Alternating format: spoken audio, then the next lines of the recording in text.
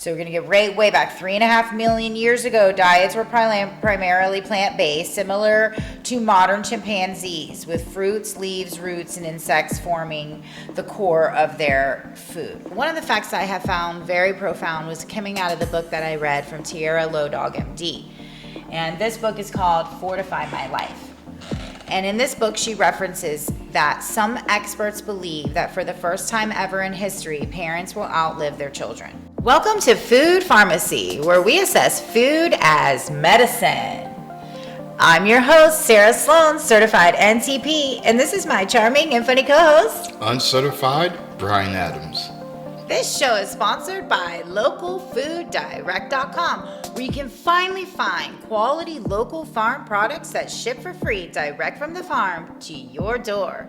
If you're a farmer or a producer of quality local products in the U.S. that would meet the localfooddirect.com standard, go to localfooddirect.com. Join the local food revolution. Sign up now during the launch special and receive 2 months free. Let's get back to our roots and all have access to quality local foods again, like our ancestors did. Use the code FOODPharmacy and receive an extra month free. That's right, 3 months free when you use the code FOODPharmacy. That's 2 F's, as in food and farm. Go to localfooddirect.com.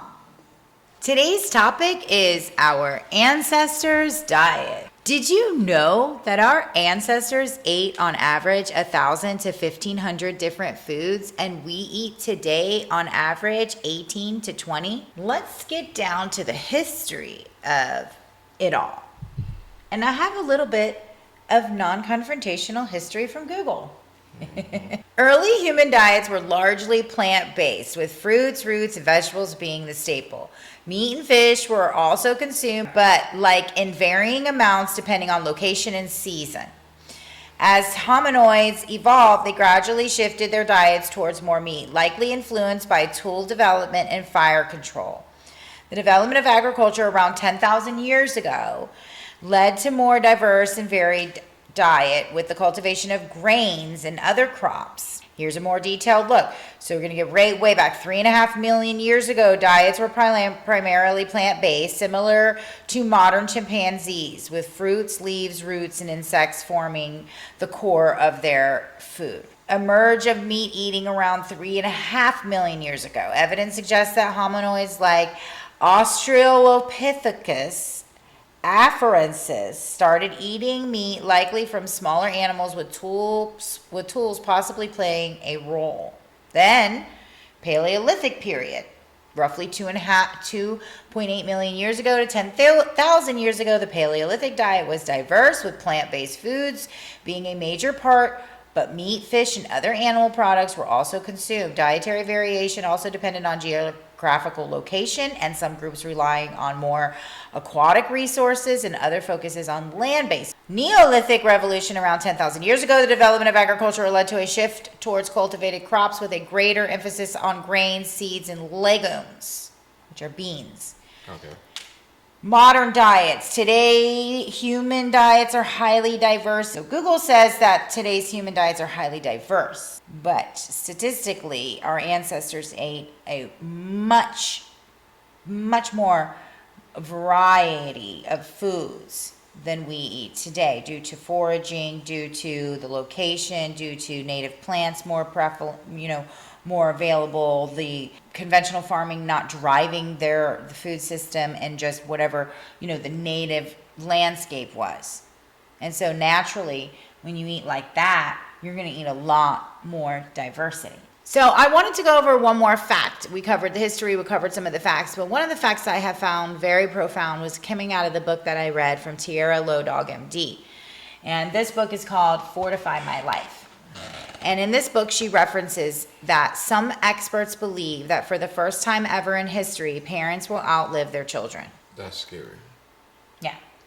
And so that was a very, profound thought for me to really bring me down to the road of what did our ancestors eat? And of course, in my education as an NTP, that is, we do talk about ancestral diet, and that is where I did actually learn that our ancestors ate so many more varieties of food than we do.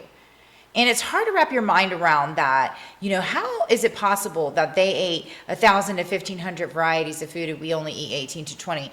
But when you really sit down and think about what you eat during the week, you probably can really summarize it down to about 18 to 20 foods. Maybe, probably less. Now, please, Granite, don't jump in the comments talking about what native are you from. You could go back and research any type of native group that you would want to follow what you would call it, they diet any type of. Well, no, you don't. No, you wouldn't follow any diet of such a like group anywhere. You really just need to eat whatever's locally available for you, seasonally. Just like our ancestors did. Expert, take her advice. Right, just like our ancestors did. Whatever is local to you, whatever is in your area that grows in your area, whatever will grow in your area, whatever you can get from farmers that are local. This is a very important part of our ancestors' diet because your body is designed, it's a biodiverse body, right? So is the environment around you. And so, your body is designed to be in that specific biodiverse environment, to live and thrive in that environment. So why wouldn't your body want to eat those specific foods that grow in that environment? Right? Kind of makes sense, right? You wouldn't want to go against the grain and ship in something from somewhere else or this and that to constantly be eating, right? So, and I'm not saying if you don't live in Alaska that you should not eat wild Alaskan salmon, okay? I'm not saying that. Right. I am saying you keep eating that wild Alaskan salmon. But the point is your plants and your fruits and any of your meat, you can try to get local, things like that, and anything else you try to get wild. And that's really how our ancestors ate. And it really goes to show you when experts are saying that we may outlive our children, really kind of brings it home, right? That maybe something. Why is this the first time in history that is experts would think that? And if you look around us, you can start kind of putting those pieces together when you're seeing people pass away that you're scratching your head about. Like, why? What are the symptoms? What are the symptoms if we do not eat essentially what would be a variety of foods, right? Essentially what would be like our ancestors ate a vast variety of different types of food, indigenous possibly to their area, seasonal foods, things that were in season and things like that. Critters and creatures and insects. Right, and so what happens to us if we don't consume those things and we continue? What does Google say? Not eating a variety of foods, especially like our ancestors who had a broader range of nutrient sources, can lead to malnutrition and various health issues. Symptoms include fatigue, weakness, nutrient deficiencies, and even more serious problems like anemia and weakened immune system. We definitely won't live as long as them. Yeah. Well, and it's also not as healthy of a life, right? As they did. So malnutrition deficiencies, reduced appetite, feeling tired, weakness. Nutrient deficiencies are anemia, low energy, hair and skin problems. We have a lot of epidemic with hair and skin problems in America. Wound healing problems, impaired immune function, poor concentration, feeling cold, irregular menstruation, mental health issues, weight loss or difficulty gaining weight. So those are some of the symptoms that you may experience from not eating a variety of foods or eating nutrient dense foods, eating fresh foods like our ancestors ate more than likely. But let's talk about the recommendations. How do we get a hold of foods like our ancestors had? So what do you think, Brian? What are some of the things that we could do? My only thought would probably be like, so far as I could guess, is just pay attention more to what nature is giving us. I would say, number one, grow food.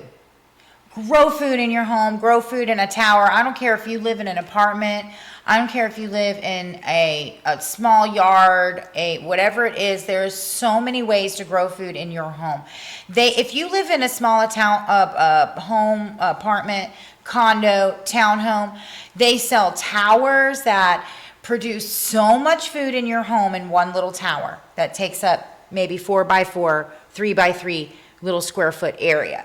So it waters itself. It can produce enough food for probably your entire family. Grow food. If you live in a neighborhood with a yard, instead of having grass and all of this invasive species, grow food in your yard and grow species that you know do good in your area. Grow indigenous food. Grow foods that you've never heard of because they're indigenous to your area. Likely they have more vitamins, minerals, and enzymes. If you can't grow food for whatever reason and refuse to grow food, despite me begging you to, look for more variety of foods when you go to the store or to your farmer. Look for a lot of colors on your plate. They say you should eat the rainbow. And by that, I do not mean Lucky Charms. We mean a colorful, healthy plate. Right. So eat the rainbow, buy lots of vegetables, consume lots of vegetables on your plate. Our ancestors ate an immense amount of vegetables and not as much meat. Grow fresh herbs. Herbs are a great way to get a good variety and to always add to any dish. You can grab herbs and you can pretty much put them on anything. You can put them on pizza, you can put them on salads, you can put them on your eggs, you can put them on your cereal. Just kidding. So what else do I have? Finish your dishes with herbs, fresh picked from your yard. You can go to localfooddirect.com. You can join a CSA. That is a farm. That is a community support agriculture. These are great ways to get a lot of variety of food into your diet and vegetables because community support agriculture is a monthly subscription where the farmer sends you a variety of seasonal fruits and vegetables from your area and they come to your door. You can go to localfooddirect.com, sign up to a CSA, get these vegetables delivered to your door. You can also go to localfooddirect.com and shop for organic vegetables. You don't have to join a CSA. You can just shop for the rainbow on localfood.com because you have access to all the farmers and throughout the United States. Many farmers, thousands of farmers hopefully, throughout the U.S. It is a movement. And the last thing I can recommend to you, watch the Down to Earth documentary. This is a documentary by Zac Efron where he explores healthy, sustainable ways to live. Very good documentary. Join us next when we'll be assessing how many species of food have gone extinct. This show is sponsored by localfooddirect.com, where you can finally find quality local farm products that ship for free direct from the farm to your door. If you're a farmer or a producer of quality local products in the U.S. that would meet the localfooddirect.com standard, go to localfooddirect.com. Join the local food revolution. Sign up now during the launch special and receive 2 months free. Let's get back to our roots and all have access to quality local foods again, like our ancestors did. Use the code FOODPharmacy and receive an extra month free. That's right, 3 months free when you use the code FOODPharmacy. That's 2 F's, as in food and farm. Go to localfooddirect.com.